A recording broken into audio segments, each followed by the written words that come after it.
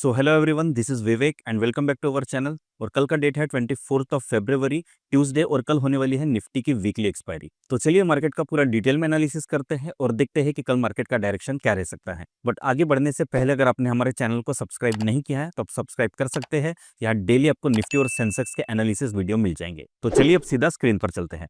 So guys, अभी हम लोग डेस्कटॉप पर आ चुके हैं। तो यहाँ पर आप देख सकते हैं मैंने ऑलरेडी कुछ पॉइंट्स को यहाँ पर फाइंड आउट करके रख दिया है। टोटल 6 पॉइंट्स मैंने आज फाइंड आउट किए हैं। तो एक एक करके सारे पॉइंट्स को मैं आप लोगों को डिटेल में समझाऊंगा और ये सारे पॉइंट्स को माइंड में रखते हुए हम लोग ये डिसाइड करेंगे कि कल का मार्केट का डायरेक्शन क्या रह सकता है। तो चलिए सबसे पहले पॉइंट से हम लोग स्टार्ट करते हैं। Point number 1, Nifty breaks minor resistance level. तो इसके लिए हमें निफ्टी के ग्राफ पर आना होगा। यहाँ पर आप देख सकते हैं मैंने 2 आवर्स का टाइम फ्रेम सिलेक्ट रखा है। चार्ट पर आप देख सकते हैं मैंने एक रेजिस्टेंस लेवल ड्रॉ करके रखा है और ये रेजिस्टेंस लेवल मेरे लिए काफी ज्यादा इंपॉर्टेंट है। अब उसका रीजन ये है क्योंकि फ्राइडे के दिन निफ्टी में बार बार इसी एरिया में आने के बाद एक रिजेक्शन कैंडल फॉर्म हो रही थी। तो कहीं ना कहीं निफ्टी इस लेवल को ब्रेकआउट नहीं दे पा रहा था क्योंकि इसी लेवल पर आने के बाद यहाँ पर सेलर्स एक्टिवेट हो रहे थे। तो फाइनली निफ्टी ने आज इस एरिया पर ब्रेकआउट दे दिया है और क्लोजिंग भी इसी के ऊपर ही दी है। तो ये काफी ज्यादा पॉजिटिव पॉइंट है। तो इसीलिए कल भी हमें यहाँ पर एक फ्रेश बाइंग नजर आ सकती है। अब आ जाते हैं हम लोग पॉइंट नंबर 2 पर। Sensex closed above 83,000 level. इसके लिए हम लोग आ जाते हैं सेंसेक्स के ग्राफ पर।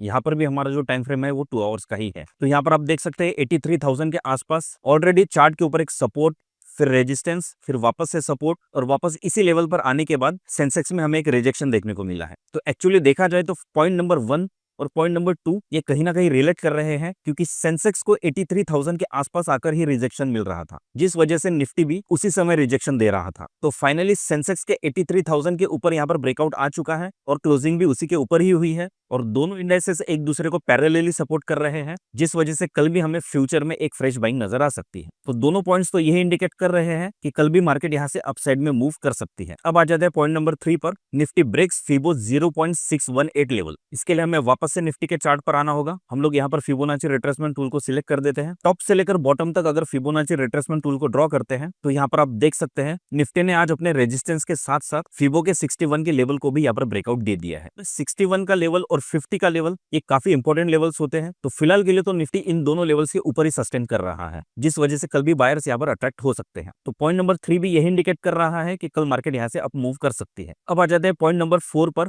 RSI closed above 50 level. अगर आप निफ्टी के ग्राफ पर आरएसआई इंडिकेटर को अगर प्लॉट करते हैं तो यहाँ पर आप देख सकते हैं आरएसआई अभी 50 के ऊपर ही सस्टेन कर रहा है। अब मैं आरएसआई इंडिकेटर को इतना ज्यादा इंपॉर्टेंस इसलिए देता हूँ क्योंकि ये एक लौता इंडिकेटर है जो स्ट्रेंथ को इंडिकेट करता है। और अगर आप यहाँ पर ध्यान से देखते हैं जहां पर मैंने अभी सर्कल करके रखा है, तो आरएसआई ने एक्जैक्टली 50 के लेवल के आसपास आने के बाद ही रिट्रेसमेंट दिया है और वापस से हमें यहाँ से एक पुल बैक देखने को मिला। और इसका बेस्ट एग्जांपल मैं आपको यहीं पर चार्ट पर दिखा देता हूँ। आप देख सकते हैं निफ्टी का ये जो रेजिस्टेंस लेवल था, निफ्टी आज दोपहर में इसके नीचे फिसल चुका था, बट वापस से हमें बाइंग इसलिए नजर आई क्योंकि आरएसआई 50 के नीचे जाने के लिए बिल्कुल भी तैयार नहीं था, जिस वजह से हमें निफ्टी में भी एक अच्छा खासा पुल बैक देखने को मिला क्योंकि बायर्स की स्ट्रेंथ जो मॉर्निंग में बिल्ड हुई थी वो कहीं ना कहीं आज अपनी पोजीशन को एग्जिट करने के लिए तैयार नहीं थे, जिस वजह से मार्केट को यूटर्न लेना पड़ा। तो आरएसआई भी हमें यही इंडिकेट कर रहा है कि यहाँ पर बायर्स की स्ट्रेंथ अभी भी बनी हुई है, जो कल भी मार्केट को यहाँ से अपसाइड में मूव कर सकते हैं। तो फिलहाल के लिए तो चारों पॉइंट्स यही इंडिकेट कर रहे हैं कि कल मार्केट यहाँ से अप मूव कर सकती है। बट अब सबसे इंपॉर्टेंट पॉइंट्स जो है वो है 5th और 6th पॉइंट, क्योंकि यहाँ पर हम लोग कॉल ऑप्शन के इन दी मनी के चार्ट को देखेंगे और पुट ऑप्शन के इन दी मनी के चार्ट को भी हम लोग एनालिसिस करेंगे। तो आ जाते हैं 5th पॉइंट पर।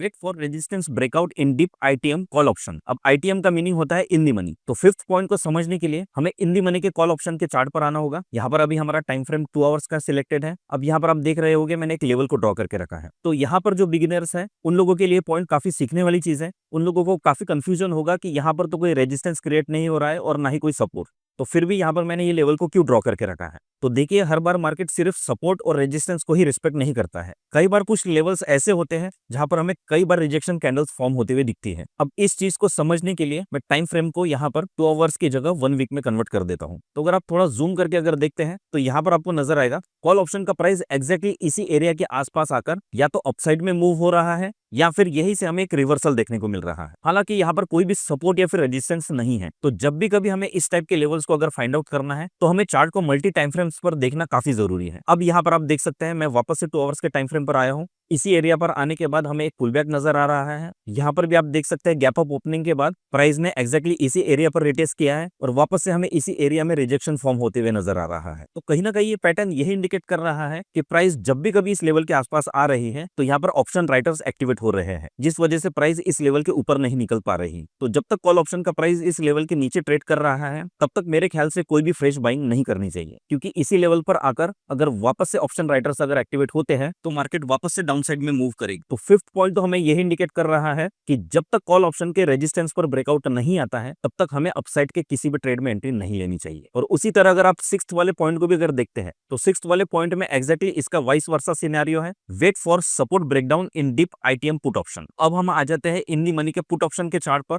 तो यहाँ पर आप देख सकते हैं मैंने एक सपोर्ट एरिया ड्रॉ करके रखा है जो कि चार्ट के ऊपर बिल्कुल क्लियरली नजर आ रहा है। हालांकि आज मार्केट में एक अपसाइड का मोमेंटम था, बट फिर भी आप देख सकते हैं पुट ऑप्शन अपने सपोर्ट को यहाँ पर ब्रेकडाउन नहीं दे पाया। तो कॉल ऑप्शन अपने रेजिस्टेंस को ब्रेकआउट नहीं दे पा रहा है और पुट ऑप्शन अपने सपोर्ट पर ब्रेकडाउन नहीं दे पा रहा है। तो दोनों ऑप्शन के चार्ट तो यही इंडिकेट कर रहे हैं कि भले ही ये चारों पॉइंट्स अपसाइड का मोमेंटम इंडिकेट कर रहे हो, पर ऑप्शन के चार्ट पर ब्रेकआउट और ब्रेकडाउन आना काफी जरूरी है। ये चारों पॉइंट्स तो हमारे फेवर में ही चल रहे हैं कि मार्केट कल भी ऊपर जा सकती है, बट जब तक इन दी मनी का पुट ऑप्शन अपने सपोर्ट को यहाँ पर ब्रेकडाउन नहीं देता है और साथ ही साथ इन दी मनी का कॉल ऑप्शन अपने रेजिस्टेंस पर यहाँ पर ब्रेकआउट नहीं देता है, तब तक अपसाइड के किसी भी ट्रेड में मैं एंट्री नहीं लूंगा। हाँ, अगर गैप अप या फिर गैप डाउन ओपनिंग होती है तो उसके बाद मैं 30 मिनट्स तक वेट करूंगा ताकि मैं डायरेक्शन को क्लियरली समझ पाऊं। बट इसके अलावा भी एक सिनेरियो हो सकता है, अगर कॉल ऑप्शन अपने रेजिस्टेंस को यहाँ पर ब्रेकआउट नहीं देता है और पुट ऑप्शन अपने सपोर्ट को यहाँ पर ब्रेकडाउन नहीं देता है तो हाई प्रोबेबिलिटी है कल मार्केट यहाँ से साइडवेज हो जाए, क्योंकि कल मंथली एक्सपायरी है। मैक्सिमम ऑप्शन राइटर्स ने आज ही अपना प्रॉफिट बुक कर लिया होगा, जिस वजह से कल एक बहुत बड़ा मोमेंटम के चांसेस कम रहेंगे। सो गाइस, अभी मैंने सारे पॉइंट्स को आप लोगों को बिल्कुल डिटेल में एक्सप्लेन करके बताया है और मैंने आपको ये भी बता दिया कि कल मैं किस तरीके से अपने ट्रेड्स को प्लान आउट कर सकता हूँ। बट एक चीज मैं एक्सप्लेन करना चाहता हूँ कि इस वीडियो में मैंने कहीं पर भी बाइंग या फिर सेलिंग का रिकमेंडेशन नहीं दिया है। ये पूरा वीडियो सिर्फ एजुकेशनल पर्पस के लिए है। मैं सिर्फ ये सिखाना चाहता हूँ कि आप मार्केट को किस तरीके से एनालिसिस कर सकते हैं और होप करता हूँ कि ये सारे पॉइंट्स आप लोगों को डिटेल में समझ में आए होंगे। तो चलिए कल फिर एक बार मिलते हैं नई वीडियो के साथ। तब तक के लिए take care and have a nice day.